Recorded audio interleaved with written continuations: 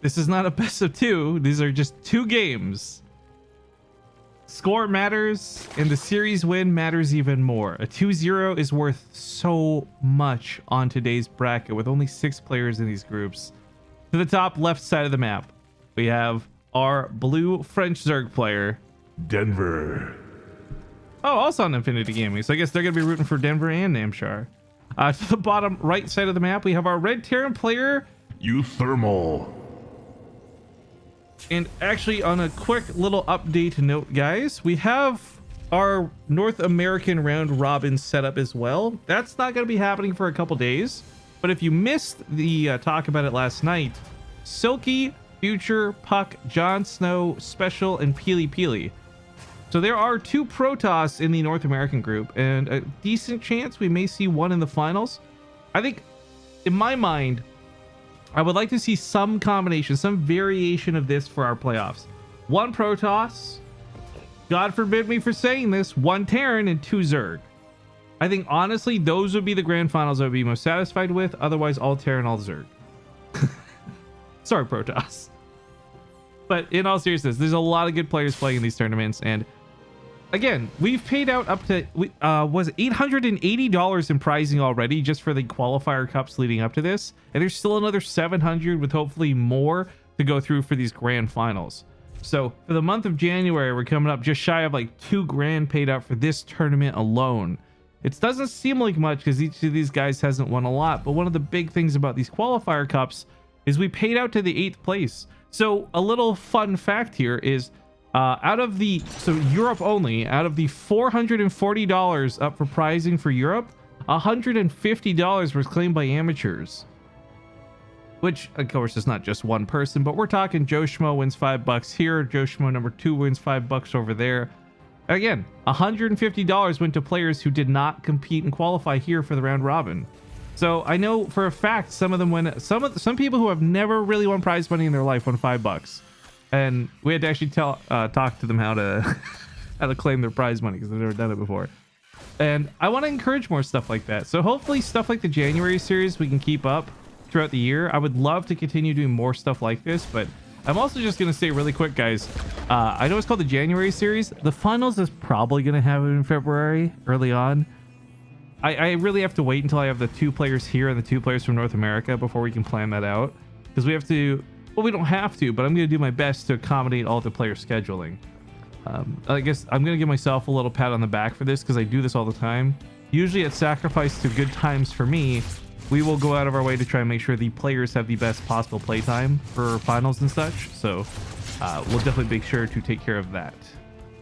Also, my God, it's raining so much today. Sorry. Side note, just the stormy weather is kind of scary. $5 is enough to play lunch. Yeah, I mean, for you consider we had like round of 16s for some of these, which means a lot of guys played 1 best of 3, and in that time, doesn't matter if they lost after that, in 1 best of 3 they paid their lunch for it in that day, right? Like, that's not too bad. You bet the temperature's a lot better thanks to the rain. No, if anything, it's probably worse. If I'm looking, like, I wish I had a thermometer on me right now. It's like easily 25 Celsius at least right now. Again, the colder and the worse the weather gets, the more everyone else in this stupid building turns their heat on. Because for some reason people like living in 30 Celsius, and I don't know why. Go move to California then. This is British Columbia, man. I like the cold.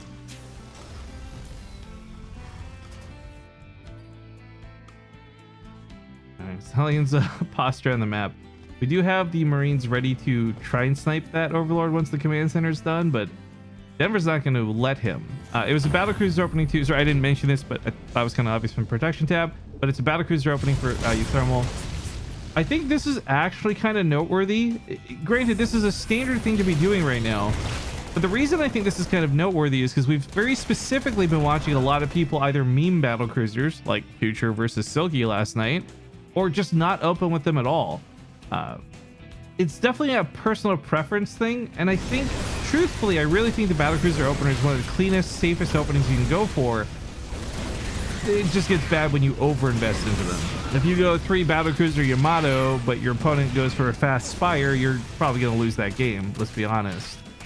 But The question really isn't about the battlecruiser opener, and it comes into what does the battlecruiser opener lead into? And in this game, it's going to be bio. I really like bio. I definitely have to acknowledge the strength of mech, but I'm not a fan of seeing it. I mentioned this kind of last night. We haven't been casting a lot of super victorious mech games, but I think uThermal and his playstyle, how fast and how quick and how good he is at multi-pronged attacks, I think bio is going to suit him very well. But we should note, just for the record, we've seen a lot of mech out of uThermal. So definitely important that Denver scouted to see that. That it wasn't, because it's kind of the standard thing to do. But he sees the tech lab, he sees the extra barracks. This overlord had all the information he needed to see. Meme battlecruisers? You mean literally Nathanius versus anyone? No, dude. I can't even... Our last night's finals was... I don't want to say good, but I don't want to say bad either. That's why I say meme battlecruisers instead. Actually, what was great was we found out Future put a shit post up on his Twitter about me and Nathanius, which I found hilarious. I'm not all upset about. But I responded to it with a clip someone had taken last night from stream, and it's just when Future Yamato's his own tank. It's pretty good. Good moment. Oh, this is a drop overlord that's been set up. I think there was Lings intending to go with this, but uThermal's down here with his Marines cleaning this up. Battlecruiser continues to mosey around over here, but as I said, the mistake often is over investing in the battlecruisers. It's a really good, cost-efficient opener unit. You got to get real units up behind it, and yeah, uThermal's got a bunch of Marines ready to fight if he needs to. And there's no banelings over here, so there's no real threat. The battlecruiser continues to walk around. It's got teleport to get out of here in a pinch. He's just got to be careful because these these ground tempests are very close to the battlecruiser. Sniping this out. Losing this would be devastating, honestly. You don't want to lose 400 minerals like this. It's the same thing as losing a command center, except the command center can't teleport away. So very important to keep that alive. But as far as the follow-up for Denver, we're seeing banelings and lings as you would expect. The Spire comes down, likely not for Corruptors, but for Mutalisks. I don't think we're going to see anything too strange and out of the ordinary. I think it's going to be standard play out of Denver. And the only way this gets strange, because he's on 80 drones right now, his economy is just skyrocketing. He's going to have a lot of money to throw away. He's going to have a lot of banelings that won't be spent cost efficiently, and that's fine, because it's going to hopefully overwhelm uThermal, or at least that's the plan. But you know what I think we need to do right now, guys? Hold on. We're going to follow the battlecruiser for a hot second, because I have to tab out. And I realize with Nathanius here, I don't think Nathanius has experienced... We've been supply blocked the entire time Nate's been here. So I'm going to quickly just buy you guys a supply depot so that we can build some Marines. Meanwhile, Marines are needed on all fronts because back at home, some lings run by past the depots. And, oh god, the front attack got dealt with. That's unfortunate. Looks like the battlecruiser still stands, though, which is good. Oh my god, this was already a mistake. I keep forgetting, Rifkin, when there's over 1,000 people here, you can't do stupid shit like this. So, obviously, we've built one too many Marines in the chat. We need a way to clean them up. So, looks like we're supply blocked as Terran. We're maxed on supply, guys. We're gonna need some Zerglings to kill the Marines. So, if we got any Zerg players in the chat, time to start using that larva. Oh my god, you guys are ridiculous. Okay, battlecruiser's still in the front line, leading the charge. I'm sorry for YouTube VODs. You can't see this. It just looks ridiculous, though.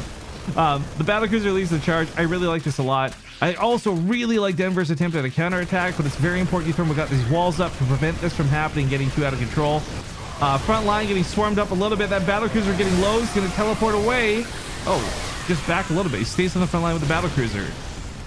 Okay, it looks like Zerg's supply block now too. Way to go, guys. You both turtled up. You have to attack each other. Now the Zerg and the Terran are both sitting on 200 supply on my Twitch chat. Can't do anything.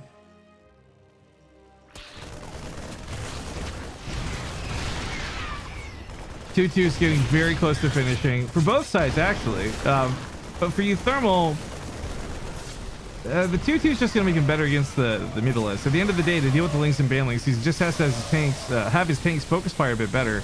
That battlecruiser's been patched up a bit. It's probably going to finally die in this final push, but so is the rest of this army. Denver is really starting to run away with this. And even though he's off of creep, uThermal can't get an advantage for this fight, it feels like. The army on the left side kind of survives, but then he just turns the banelings around on them. The middle is still stand. GG. Denver takes the first game. Oh, did someone build a supply depot? Shit. Looks like the Terran is spamming again. Am I really out of minerals? You're shut up. You're out of SCVs. You don't have any SCVs. All right, we continue on with this best of two, but not a best of two. It's really just 2 games because that's less confusing to say. And with 1 point on the board to the upper left side of the map, we have the red Zerg player, Denver. and his boat to the bottom right will be the Team Liquid player, down 1 at the moment. We've got uThermal. I bet you if you download more RAM. Look, I've used that joke twice in the past week. I think I've used up all my download more RAM jokes. But one thing I do want to go over after this game, I'm going to take a quick peek here, but we'll go over a little bit more in depth, would be the overall scores that we have reported so far. Because at the moment of speaking, Clem is the only player with a 2-0 score. So Clem is in way, a large lead in this group. Everyone else has had a lot of ties, including Denver and including uThermal. So nobody is actually, uThermal just has a loss. Pardon me. This is the second series today. But yeah, so I'll go over that in a little bit more detail. You guys can check that out in the brackets if you really want to see. But basically, no one other than Clem looks like they have a lead in the group just yet. I'm reminding you guys, though, that there are up to 5 matches that are playing off stream, just for the sake of time. If this finishes up really quick, we'll grab replays and whatever. But for the most part, you want to check those series scores updates for the ones that are not being cast, because Emil, again, shout out to Emil, our admin for the day. He's taking the scores and he's been updating them through the brackets. I'm really, you guys, we're so lucky, by the way. I'm so glad we have Emil here because I'll be honest, without dares, it's really tough to throw events. And the couple of admins I juggled before Emil stepped up were not exactly performing the way I wanted. So this worked out really well that Emil was available for these last 2 weeks of January. Sony2, thank you for the 57-month resub. Thank you for, frankly, thank you for watching for 57 months. More than anything else. Not getting too bored of me too quick, which is good. Maybe just sick of me, but not bored of me. So thank you for coming back. We're gonna hop up. It's not much to do, really. Grab a couple of drones or lings if you can. What is this? Why are you guys copy pasting? There was no precedent to this.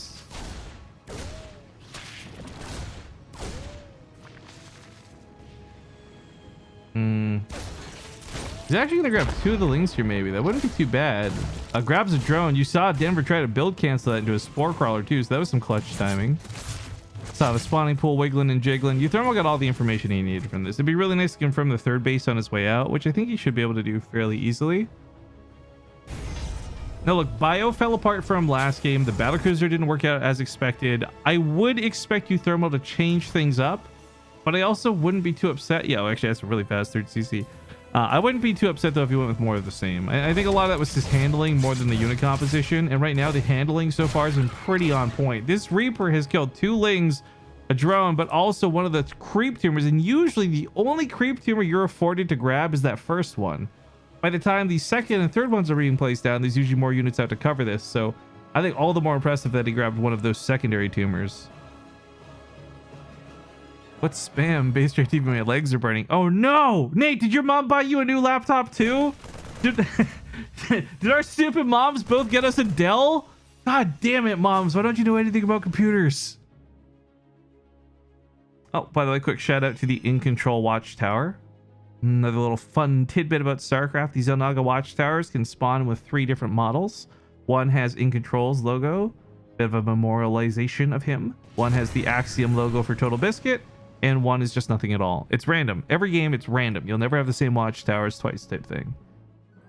But yeah, it's a nice little thing they put in the game. There's some Easter eggs like that I just really appreciate. So I'll point out every time. Oh, all the drones get pulled to deal with the Reaper, and they don't kill the Reaper. That's a bit of an embarrassing moment. Grenade almost gonna land. Oh, he was hoping to use that to get out, I think. Anyways, income graph really doesn't represent much right now because you've got rounds of drones being made, then mules being dropped, and more drones being made, and mules being dropped, and the third expansion going up, and then the third expansion soon to be going up. So realistically, the income has been pretty close, just a bit back and forth here for the early game. No one's really done too much to disrupt anything. Double engineering base to make this wall super thick, just like my boy Nathanius.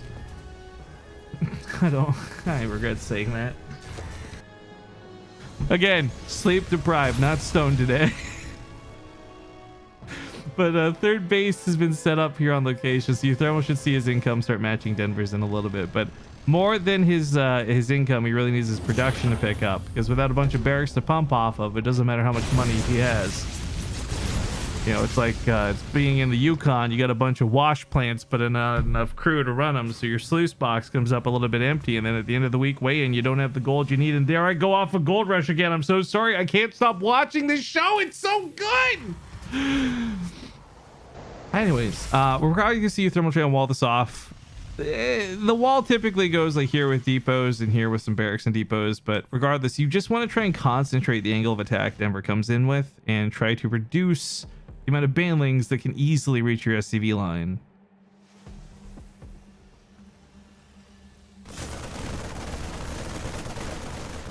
Have you guys seen my arms? That's the real reason I'm not allowed in Poland. These Russian guns are too big. Oh, god damn it, genius. How this is like a cringe arms race. Like if I say something stupid and then you say something more stupid, I'm just gonna have to say something even stupider afterwards. Keep the guns off the street, keep the cringe at home, you know? Hey, and you guys know a good tailor? Because Nathanius is looking ripped.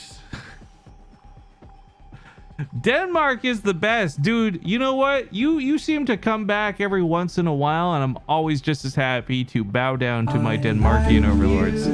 Thank you for the 9 months. He says, I dream about you at night, Papa. Papa. No, that's weird. I'll stop.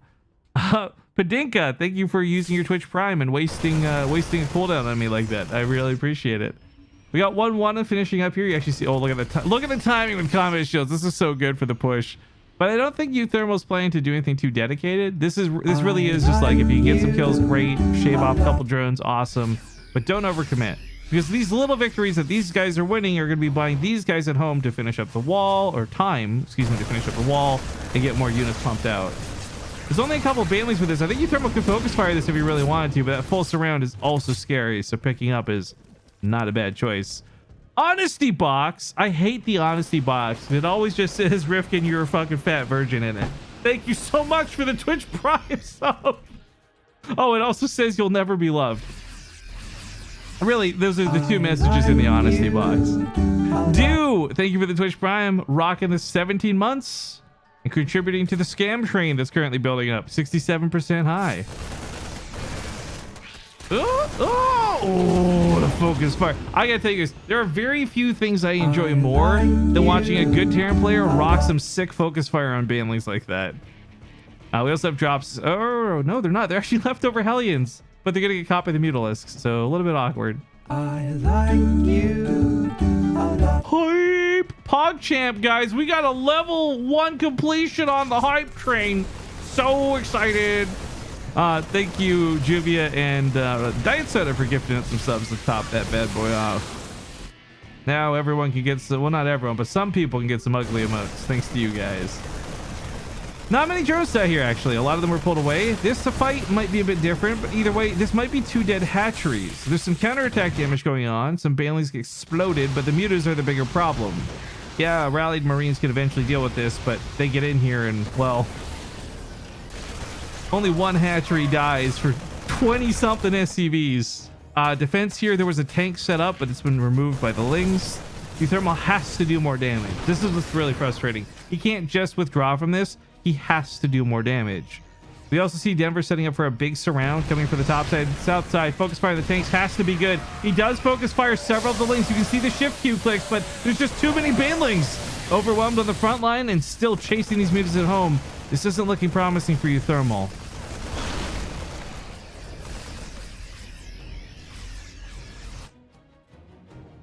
You want all the shitty emotes? Well, you have 3 minutes and 33 seconds to contribute any amount of bits or subs to build up the next level of the hype train. I'm sorry, my lack of enthusiasm comes from the fact that I really do literally have this disabled in my settings, but it still shows up for some reason.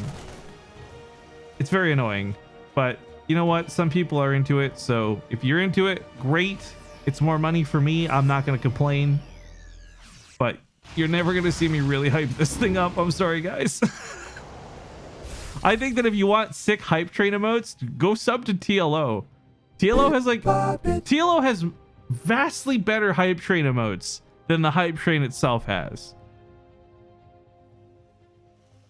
I wish I could control it and make it something different. If it wasn't a stupid hype train, or I could upload my own emotes to it or something, I think I'd be so on board. It's just the emotes they offer are so ugly. Like I said, it's like they found the book where the wild things are, chopped up each of the monsters, and shipped off the body parts on the hype train. Like, what is it supposed to be? It looks so bad. I'm sorry. Enough about that. Focus on the game. Just cast the game. Cast the game. Cast the game. I like the Liberators coming out of uThermal, but while he does have a really good army supply, he's stuck on 3 bases. Denver's coming up on 1, 2, 3, 4, 5, 6. And worse than that, it doesn't look like uThermal's in any position to take a 4th anytime soon. Here come the Banelings. Oh, okay, that was actually kind of a clever move. It didn't work. He dropped the mule, hoping that that would take the hits instead of the Banelings, I guess. But yeah, no bueno. So everything's kind of dead at home, and uThermal's now forced to be very all-in on the other side of the map. And I don't think he has enough units to pull this off. Denver is sitting on a pretty large amount of Banelings still from that previous fight. And the mutas don't need to come back home. It'd be good if they did, but they don't need to. For the swarm, boys. For the swarm. Look, he actually just move commanded all the Banelings in the most awful way possible. It still just had enough to overwhelm. I hate that. See, okay, look, on one side, you're going to say this is my Terran bias coming through, but I swear to God, I'm speaking just objectively as a StarCraft fan who likes all StarCraft. I think it looks so dumb and not hype watching Banelings walk through in ways that they're not even meant to connect to Marines and still win the fight. But then, alternatively, you watch uThermal do the focus fire trick we talked about earlier, and it looks so sick and impressive. And I think that's where so much balance finding for this matchup comes down, because it doesn't look like the Zerg is trying hard, and it looks like the Terran player is playing out of his mind. Yet we still have this result go down and probably favoring the Zerg.